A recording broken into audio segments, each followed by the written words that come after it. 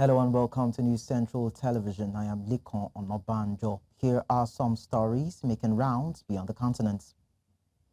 We begin in the U.S., where the U.S. Supreme Court on Friday gave the green light for President Donald Trump's administration to suspend a humanitarian parole program that protected immigrants from 4 crisis-hit countries. The program, initiated under President Biden, allowed over 500,000 people from Cuba, Haiti, Nicaragua, and Venezuela to live and work temporarily in the U.S. But the High Court's unsigned emergency order now permits the Trump administration to begin mass deportations. Liberal Justices Sonia Sotomayor and Ketanji Brown Jackson dissented, warning of devastating consequences. The ruling is not final, but immigration advocates say the decision creates immediate uncertainty for families and communities. Still on the Trump administration, Elon Musk's brief but chaotic chapter in Washington politics is coming to an end just 4 months after joining President Trump's administration with a promise to cut red tape. Musk is stepping down from his controversial role. His departure marks the latest twist in a high-stakes partnership that saw the world's richest man wielding a chainsaw, both literally and politically, at the heart of the White House. International correspondent Afua Hagan has the story. He rose like a rocket, but now Elon Musk's rapid ascent into US politics has come crashing down. Just 4 months after joining President Donald Trump as his cost-cutting sidekick, the world's richest man is stepping down from his controversial role. It was a whirlwind partnership. Musk, sporting T-shirts and baseball caps, became Trump's right-hand man in the ironically named Department of Government Efficiency, or DOGE. Tasked with slashing bureaucratic waste, Musk wielded a chainsaw, both literally and figuratively. But behind the scenes, frustrations were mounting. Musk leaves far short of his goal of saving $2 trillion. Experts estimate he saved just a fraction of that, even as tens of thousands of jobs vanished. Instead of transforming government, Musk found himself battling fellow cabinet members, including a public shouting match with the Treasury Secretary that rattled the West Wing. He also sparred with Trump's trade advisor, calling him dumber than a sack of bricks.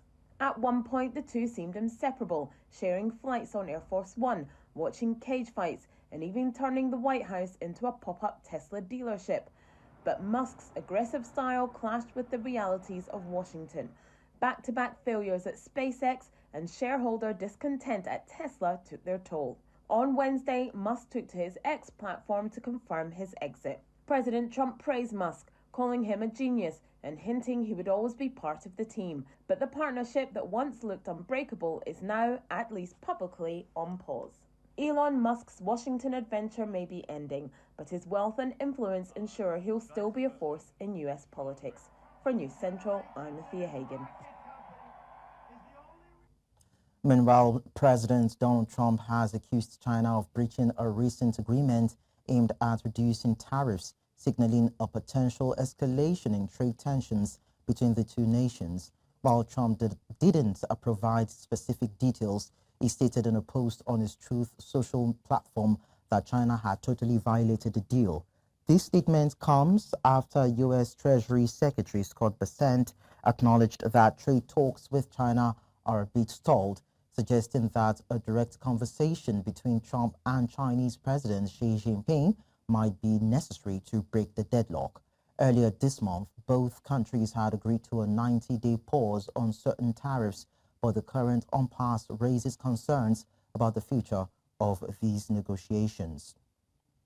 And also, China's Foreign Ministry spokesman Li Jiang said on Friday that any attempt to vilify China's path and system is doomed to fail. His remarks come as John Molina, chairman of the House Select Committee on the Chinese Communist Party, said in an interview on Thursday that the U.S. recent measures were with the aim of pushing back against the aggression of Chinese Communist Party. Lin said at a daily news briefing that the U.S. politicians' remarks reek of ideological bias and Cold War zero-sum mentality. 美方政客的有关言论充斥着意识形态偏见和冷战零和思维。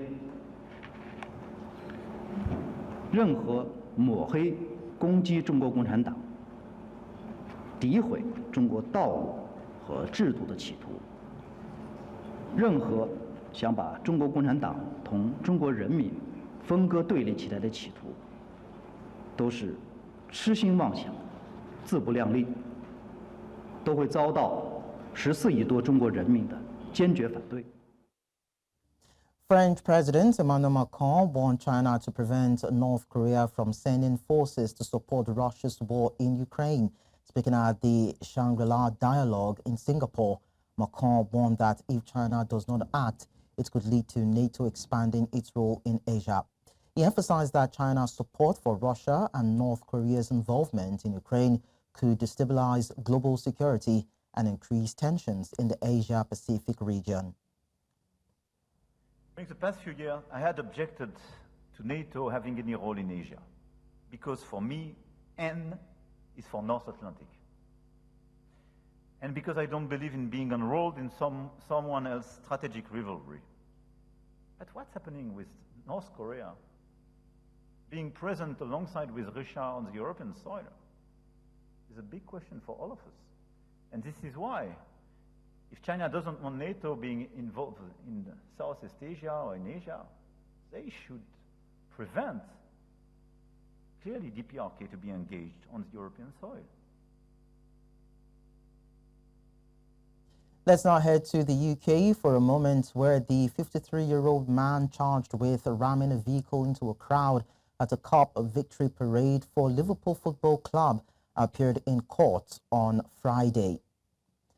Prosecutor Philip Asbury said it was the prosecution's case that 53-year-old Paul Doyle, a former Royal Marine and now a businessman, deliberately drove into the crowd in Liverpool city centre as people were leaving at the end of the parade. Asbury asked that Doyle, who is from the West Derby area of Liverpool, not to be granted bail for his own security.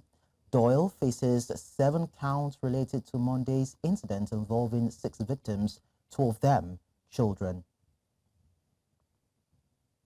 And joining us now from Manchester is Emmanuel Odeyemi, who actually is a witness to the incident as it happened on Monday.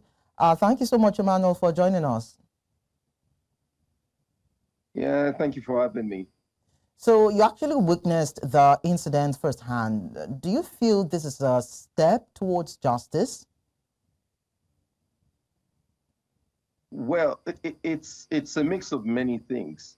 And if you're somebody who's very open to the conspiracy theory thing, there are also different ends to that. But if personally you've asked that question, if this is justice done, and I say, and until those questions are answered by the relevant authorities, I think there will always be that conversation around what actually happened.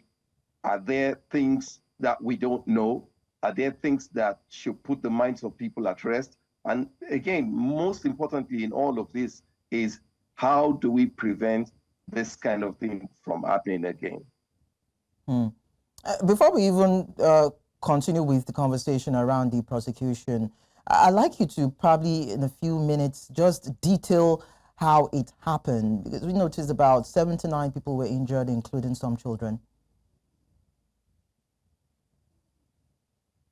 Yes, you know, if you're conversant with, for those who know exactly how the layout of the place is, the length of where the players, the officials traveled in an open bus is called a strand. So it's like a 4-lane carriageway. One half of the road off, and then the other half was opened up for spectators, bystanders. Buildings around the area all were fully occupied. Even offices that were not open for business were fully occupied by staff and some members of the public who were looking for a vantage points to see the celebrations.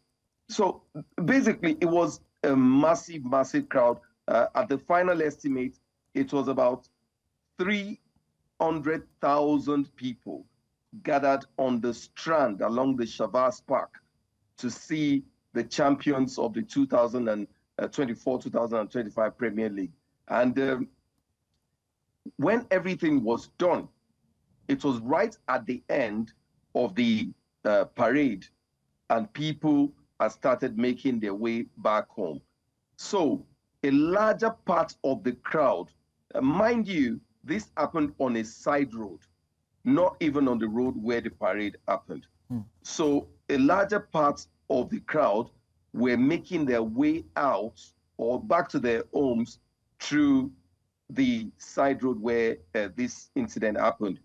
And, you know, suddenly, for those of us who were stood or still on the Strand, which is where the parade happened, it's the only thing everybody could see was policemen running to the scene, ambulances. It was all chaos and bedlam. And for the first 10 to 15 minutes, I guarantee you, nobody except those who were right there on the scene had any idea what happened. The first indication of the gravity or magnitude of what had happened was when an air ambulance landed on the other side of the road, quite just a little bit adjacent to the accident scene. All of the policemen and extra forces were deployed from the Merseyside police, that's Liverpool police, and there was a massive cordon around the area to prevent members of the public from interfering with rescue operations. And of course, medical personnel and every other person involved were put in position strategically around the place to effectively block off people from coming there. And one good thing, the crowd gathered that was threatening to evolve into a mob was quickly dispersed. And the rest, as they say, is history. And you two can follow up on that. Of course, of course. I've actually seen the footages, but I'd like to ask, up to now, there's not been any idea of what the motive behind the attack was. Probably it was a disgruntled fan of a rival club or something. Well, you know, like I said, when you asked the first question, there's a lot that comes to mind. And if you ask me personally, there's a need to answer many questions which have been popping up. Up until this moment, nobody knows exactly what has happened. Now, you would want to credit the Merseyside police for quickly issuing a statement establishing the identity of the man who drove the car. Well, we know the reason for this. It's based on lessons learned from the Southport killings, where insinuations were made about religious affiliation of the perpetrator, which led to or sparked off riots across the length and breadth of the United Kingdom. So that was a step in the right direction.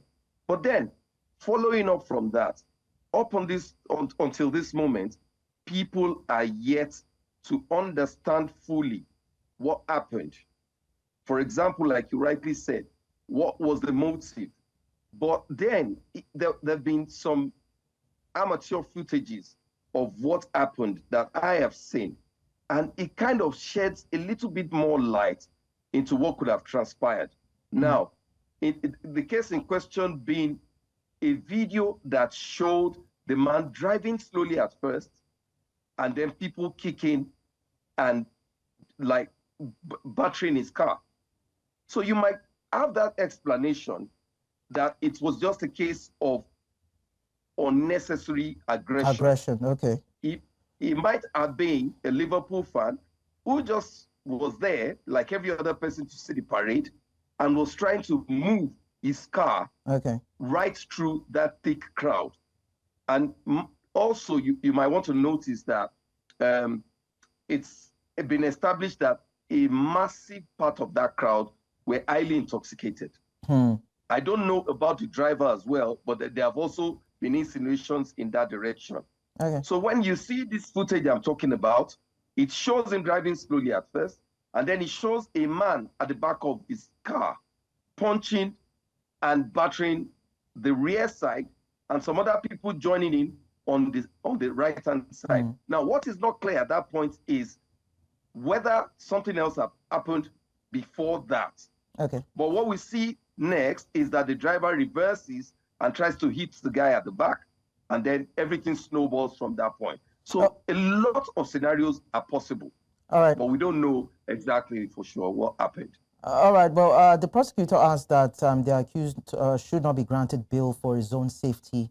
And he's also a father of 3. And according to the footage that we saw, he appeared remorseful. Do you think that he appeared teary, so to speak? Do you think that he's probably, feeling bad, sad about what he did? Maybe he could have had a better judgment in that particular scenario? I would expect that to be the case for anybody in their right minds. After that incident, first, we all need to be grateful that it could have been worse than that, actually. Looking at the composition of the crowd and the sheer numbers of people in that narrow or on that narrow road. So is this position when he appeared in court is not surprising to me. That's what I would expect. If I'd seen the opposite, that would have been the surprising part. So being contrite or feeling bad, feeling remorseful, I think those are actually the right reactions that one would expect from such a man. Okay, Emmanuel Odemi, thank you so much. We know that the police actually continue with the investigation of this matter. We hope they'll be able to conclude with it and bring to light what the real issues were on that particular day. But then thank you so much for sharing your, of course, first-hand witness with us on the news. All right, it's a pleasure. Thank you for having me. You're welcome. We now take a break on Beyond the Continent. When we return, we'll tell you that Hamas has rejected a U.S.-backed ceasefire proposal accepted by Israel. To stay with us.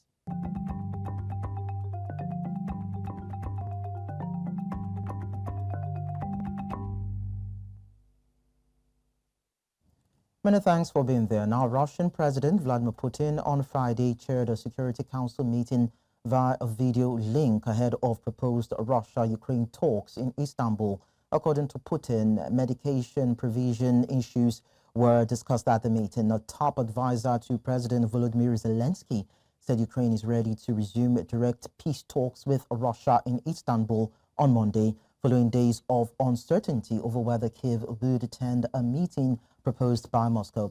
But Ukrainian officials have insisted that the Kremlin provide a promised memorandum setting out its position on ending the more than 3-year war before the two delegations sit down to negotiate. Meanwhile, the Kremlin has confirmed that Russian negotiators are heading to Istanbul for a second round of talks with Ukraine scheduled for Monday. Kremlin spokesman Dmitry Peskov told reporters that Moscow remains open to high-level dialogue, but stressed that such a meeting, possibly involving Presidents Putin, Zelensky, and former U.S. President, would depend on progress made in the upcoming negotiations. The Turkish foreign minister earlier hinted at a potential trilateral summit. However, Russia insists that groundwork must be laid through direct dialogue before any of such meeting can be arranged.